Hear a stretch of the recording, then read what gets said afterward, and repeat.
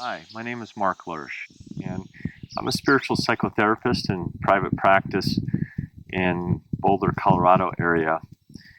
And I wanted to take a few minutes just to comment on my time with the Center of Visionary Leadership in Washington, D.C., which has been almost 20 years ago now. It really had a profound impact on me and also how I show up in the world. And so I wanted to talk about that and kind of where it's led me since then. So this was in the mid 1990s, and Gordon and Corrine had some really wonderful classes that they were teaching there, and I felt very inspired to get involved and volunteer. And I took their young leadership program at that time, which was for young people in their teens and 20s, and I was one of those in their 20s at that time.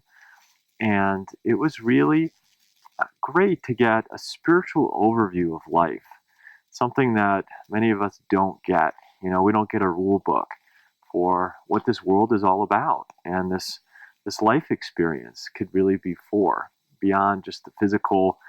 Go out there, make a lot of money, and raise a family.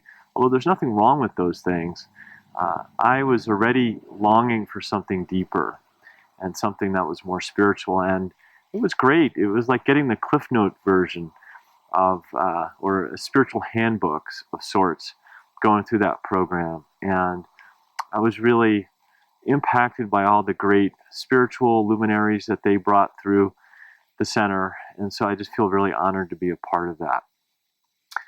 And since then, I have found that my niche or my area of leadership is really in my own personal life. Working as a spiritual psychotherapist, I'd say there's really two areas for me. One is, what energy do I bring into the world? How do I show up in the world? When I have negative thoughts arising, when I have my own darkness, my own shadow material coming up, can I really face that stuff with kindness, with presence? And can I transform it in doing so? Because I really believe in all the different spiritual traditions that I have studied, that the outer world is really a reflection of our inner reality. And if we don't like the things that are happening in the world, yeah, it's fine to go take action, to be an activist, although I was never that much of an outer activist myself, partly due to my laziness, but also partly due to the realization that, you know, trying to change the outer without changing the inner is really an uphill battle and will really burn you out fast.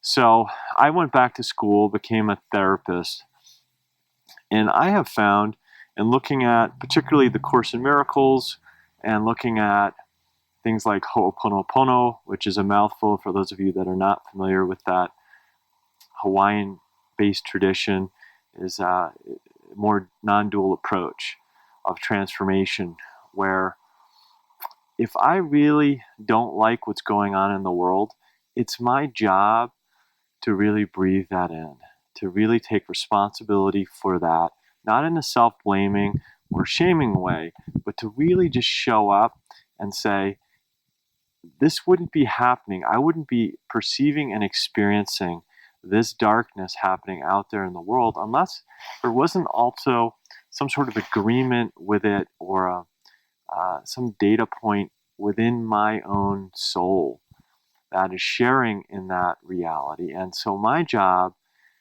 where I can be the most effective and be a leader, is rather than turning away from the suffering that's happening within myself and in the world, is to really turn towards it, to take 100% responsibility for it, and really invite spirit to clear it out.